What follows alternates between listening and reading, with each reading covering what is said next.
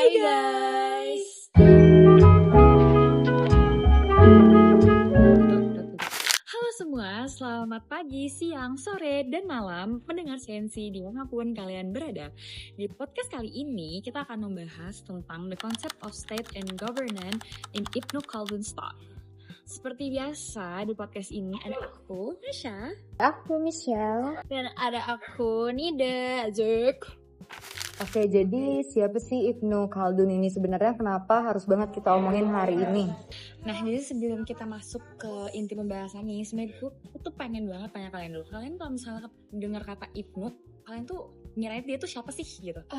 Jujur gue ngiranya kayak Oh, di zaman Islam, iya. Khalifah di zaman Nabi gitu dia. Ya, Kan? Nabi Jadi gitu. sebenarnya si Ibnu Khaldun ini dia tuh adalah seorang sejarawan guys. Dia tuh filosof dan negarawan yang dimana sebenarnya topik kita kali ini itu fokusnya ke bagaimana sih si Ibnu Khaldun ini melihat dinamika naik turunnya sebuah negara, terus juga peran penting pemimpin, dan paling penting itu konsep asyabiyah yang memang ciri khasnya si Ibnu Khaldun ini. Oke, tapi aku masih belum tahu maksudnya si Ibnu Khaldun ini sebenarnya siapa sih?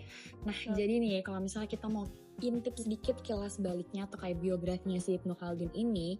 Jadi beliau itu memiliki nama lengkap Abdurrahman Abu Zaid Ibnu Khaldun, yang dimana beliau ini lahir di Tunisia pada tahun 1331 Masehi dan wafat di Kairo pada tahun 1406 Masehi. Jadi guys, kalau misalnya kalian tahu keluarganya Ibnu Khaldun itu tuh sebenarnya udah berkecimpung di dunia pendidikan, dimana jadi si Ibnu Khaldun ini tuh wawasannya super luas banget dan pintarnya tuh banget guys. Jadi kayak dia tuh benar-benar lahir dari keluarga yang benar-benar dari awal tuh dia udah diajarin buat yang kayak ya udah lu keluar terus pinter ini gitu loh.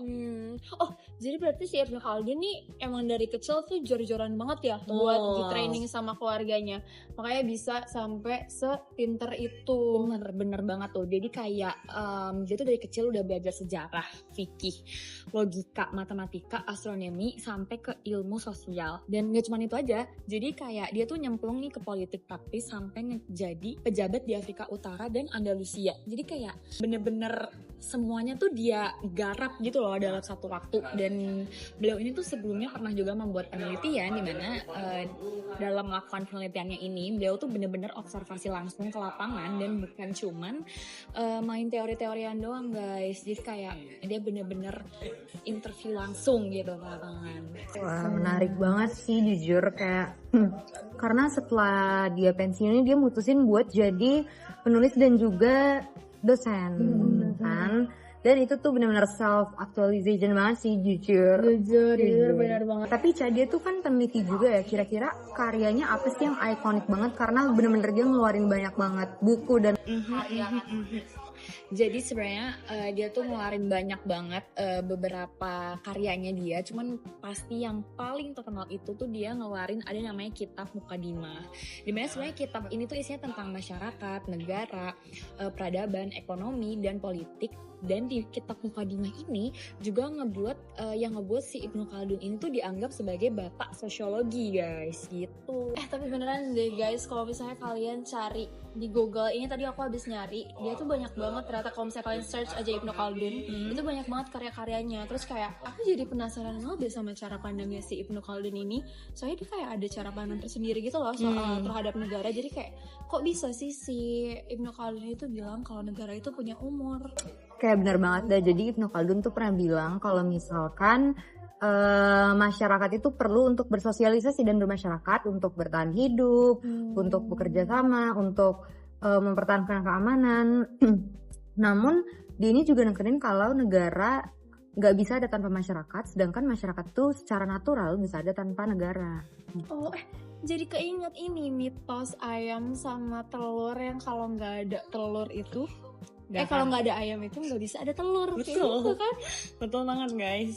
Yes, bener banget dah. Jadi negara tuh ibaratnya versi upgrade-nya masyarakat karena dia ini udah bukan hidup nomaden lagi yang hidupnya berpindah-pindah. Kalau misalkan negara itu mereka nih punya peradaban yaitu umron atau juga kekuasaan atau daulah. Jadi itu merupakan syarat-syarat untuk terbentuknya sebuah negara gitu. That's why hidup di padang pasir atau Baduy itu nggak bisa dikategorikan sebagai negara karena dia ini tidak memenuhi syarat-syarat untuk terbentuknya negara gitu. Walah, benar-benar. Tapi kalau misalnya yang umur negara itu jadi gimana? Kayak kita masuk ke bagian yang jujur menarik banget nih, karena Ibnu Khaldun tuh pernah bilang kalau negara ini bisa dipandang kayak manusia. Dia nih lahir, berkembang, menua, lalu hancur. Yang mana negara tuh punya fase, kalau di umur ini ya, fasenya tuh 120 tahun atau setara dengan 3 generasi. Jujur mind blowing banget gak sih?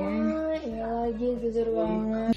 Sumpah gak sih, baru tau banget lagi aku kalau misalnya ada tuh ternyata pemikiran kayak gitu.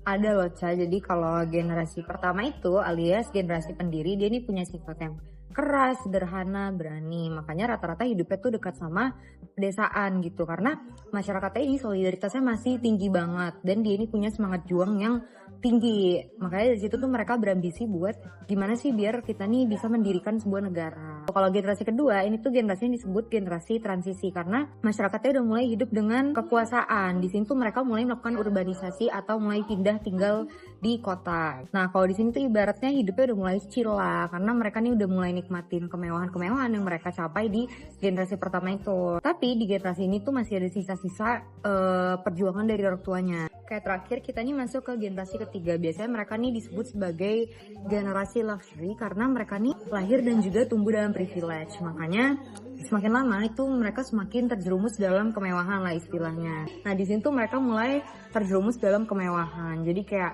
keberanian dan pride-nya nih lama-lama hilang gitu. Makanya pada masa inilah semangat juangnya nih lama-lama mulai pudar. Walaupun belum hilang tapi udah pudar gitu. Makanya pada generasi ini tuh negara ibaratnya udah siap-siap bubar gitu lah. Dikit lagi mereka udah lemah dan dikit lagi nih udah hancur gitu.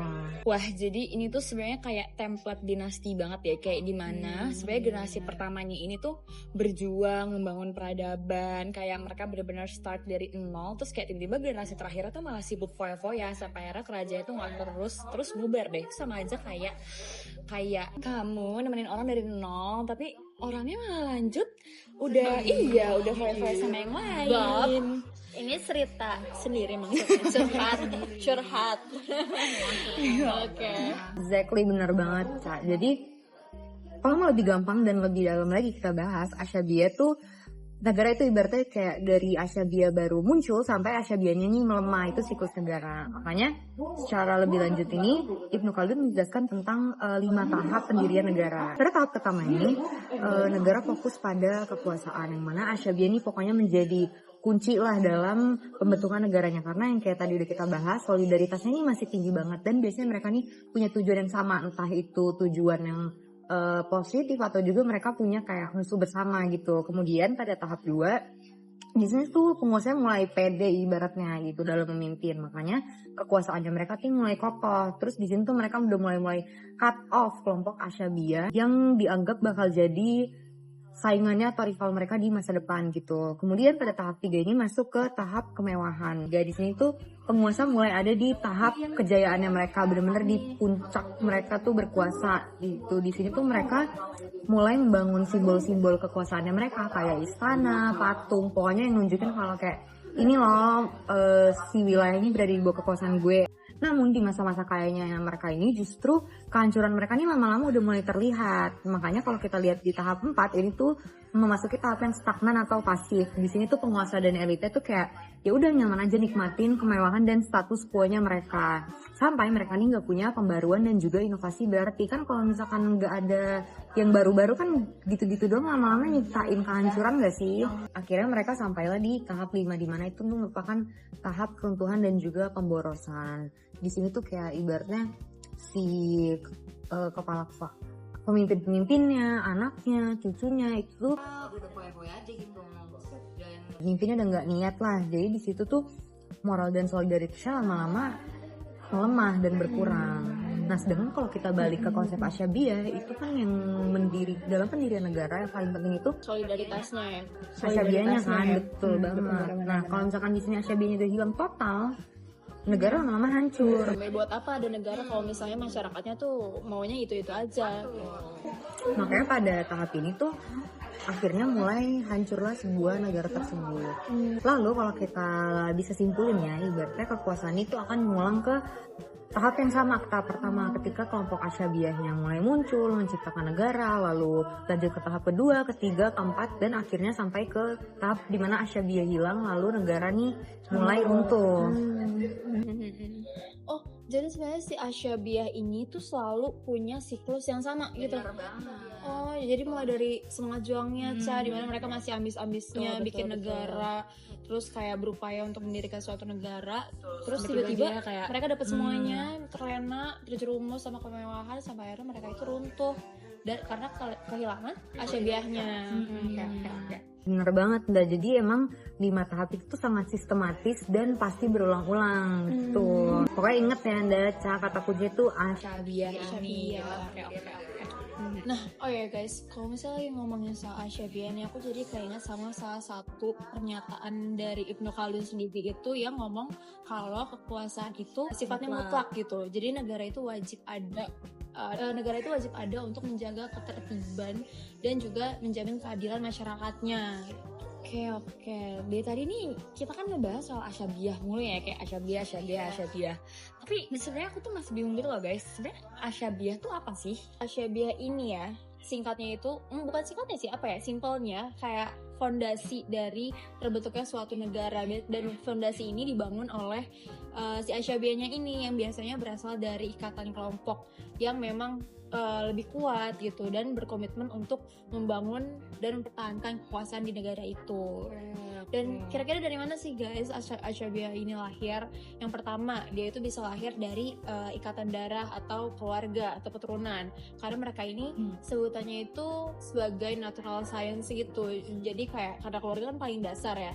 Jadi memang si Asyabiah ini suka turun-menurun. Terus yang kedua itu bisa muncul dari kesepakatan dan nasib bersama. Ketika misal nih aku sama kamu punya tujuan buat ya udah pengen bangun negara di sini, terus kita juga punya musuh yang sama, udah itu kita udah klop banget, kita kocok banget sampai di masa ini juga masih relevan banget. Masih relevan banget betul. Punya apa ya, kayak satu tujuan lah jadinya. Dan sebenarnya Ibnu Khaldun ini juga udah pernah bilang kalau kekuasaan itu pasti bakal muter-muter di garis keturunan aja. Ya itu fakta sih untuk Dejavu banget.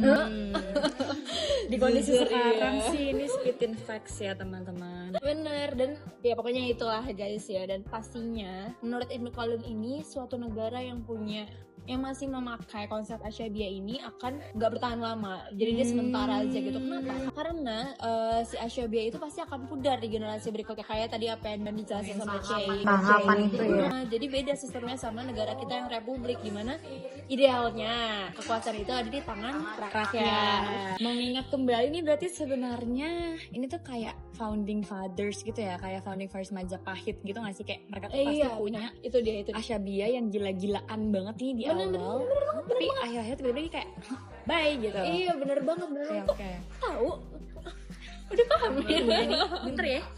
Nah sebenarnya si Majapahit ini termasuk salah satu bukti nyata dari pernyataannya si Ibnu Khaldun ini. Kenapa? Karena tahap pendirian si Majapahit ya guys, kalau misalnya kita udah belajar sejarah nih pas SD, pas SMP, karena pada tahap pendirian si Majapahit sendiri itu lahir karena Asyabiah pendirinya, yaitu Raden Wijaya dan pengikut setianya juga. Kenapa? Karena ya tujuan mereka tuh sama-sama pengen bikin negara baru, sama-sama musuh mereka pada saat itu tuh kerajaan Kediri. Pada saat ini juga semangat dari kelompok Majapahit itu lagi tinggi-tingginya gitu, sampai akhirnya Asyabiah itu sendiri sukses, terus mengantarkan kerajaan Majapahit ke puncak kejayaannya di era yang kita tahu semua ya, era Hayam Wuruk dan Gajah Mada. Nah pada era ini juga Majapahit itu sudah memiliki wilayah yang sangat luas gitu, ekonominya juga udah stabil, peradabannya juga udah cukup tinggi, dan tapi ya guys, seperti kata Ibnu Khaldun, kenikmatan dan kemewahan yang dicerminkan dari segala simbol ini,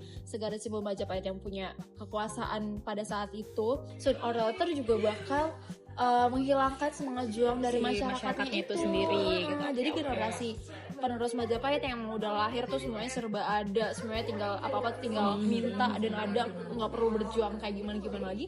Mereka pasti privilege itu dia, makanya mereka bakal lama-lama tuh kehilangan si Asyabianya ini. Sampai akhirnya si generasi ini membawalah pada tahap yang tadi Cey bilang tahap kelima itu apa? Nah, tahap kehancuran yang disebabkan oleh pemborosan karena Majapahit ini ya lagi-lagi mereka menikmati masa kejayaannya sampai akhirnya kemunduran si Majapahit ini nggak bisa terhindarkan gitu. Dan tanda-tandanya ini sebenarnya emang beneran ada guys. Pertama, mereka itu sempat ada perang saudara kayak perang Parengkrek. Mereka tuh udah melakukan hal itu. Terus yang kedua, mereka itu ada daerah yang sudah memisahkan diri karena ya mereka tuh mikir daerah itu mikir kalau misalnya si pusatnya udah nggak jelas. Jadi buat apa? Maksudnya mereka juga nggak dapet benefit apa-apa, makanya ya mending gue cabut gitu loh. Lalu yang ketiga yang tadi aku bilang ya ada tahap pemborosan yang membuat si sumber daya untuk Majapahit ini habis karena penanganan konflik sama akibat dari faya-faya masyarakatnya itu. Dan ya sebagaimana siklus Asyabiyah, akhirnya Asyabiyah Majapahit ini runtuh total dan kerajaannya juga ya seperti yang kita tahu hilang di sejarah mungkin ada tapi ya exact place kerajaan Majapahit sekarang udah nggak ada. Jadi benar kan guys, ini ngebuktiin apa perkataan dari Ibnu Khaldun ini kalau ada kayak gambaran realnya gitu ada. Kalau kekuasaan ini bakal hilang dan akhirnya bakal pindah ke kelompok lain dengan Asyabiyahnya tuh yang masih Jujur sih sebenarnya ini bener-bener nambah insight baru banget ya guys buat kalian nih yang lagi dengerin. Kita juga sebenarnya bisa lihat nih dari misalnya si teori Ibnu Khaldun yang dia keluarin ini yang berkembang di abad ke-14 itu bisa diimplementasikan untuk ngejelasin sebenarnya kenapa sih Majapahit atau bahkan negara lainnya tuh punya siklus yang naik turun atau bahkan negara kita sendiri. Betul gitu loh guys. Kalau aku sendiri sih jujur paling amazed sama gagasan si 3 generasi itu karena kayak jadi wake up call aja buat para penguasa kita juga mungkin ya biar jangan terlalu terjerumus sama kemewahan yang punya sekarang karena artinya sebenarnya mereka tuh lagi mematikan semangat juang dari masyarakatnya sendiri atau si Asyabiyah yang menjadi fondasi bertahannya suatu negara. Setuju banget karena sebenarnya kita tuh udah bukan ini kita tuh yang kita omongin sekarang bukan lagi soal pemimpin aja guys tapi udah soal mencakup semangat juang dari kita sendiri juga dan juga penguasa di sini gitu loh. Karena begitu Asyabiyah kita udah nggak ada hilang juga gitu kekuatan negaranya. Makanya nih sebelum terlena terlalu jauh, terlalu terjerumus dengan kemewahan yang sekarang dipunya gitu. Betul. Harusnya ya para pemangku kepentingan itu harus ingatlah alasan kenapa mereka ada di sana. Jangan cuman hanya berdiri tapi lupa sama sebenarnya kewajiban yang mereka punya tuh apa gitu. Siapa? Jangan sampai solidaritas masyarakatnya tuh hilang karena kalau Asyabiyah hilang tadi apa? Negaranya semua runtuh ya guys, sudah nggak ada yang bisa disebut negara, semua unsur-unsurnya hilang. Jadi kita harus sama-sama menjaga Asyabiyah itu, menjaga apa yang kita punya sekarang. Nah, jadi sobat CNC ini nggak kerasa banget ya dari kita yapping, ternyata yappingnya daging banget. Masa nggak kerasa kalau ini udah hampir di penghujung ya di penutup kita. Jadi sebenarnya diskusi kita mengenai the concept of state and government in Ibnu Khaldun's thought ini semoga kedepannya bisa memberikan kalian perspektif baru nih dalam melihat fenomena politik dan sejarah, entah itu apa yang terjadi di luar atau bahkan di negara kita sendiri gitu. Semoga kalian bisa memetik sesuatu yang baik dari podcast kita kali ini. Harus dipetik, harus diingat, harus dilaksanakan. Oke, gitu aja sih sobat CNC. Jadi mungkin sekian dari aku Caca, aku Nida, Michelle. Kita pamit undur diri dan sampai berjumpa di next segment. Bye.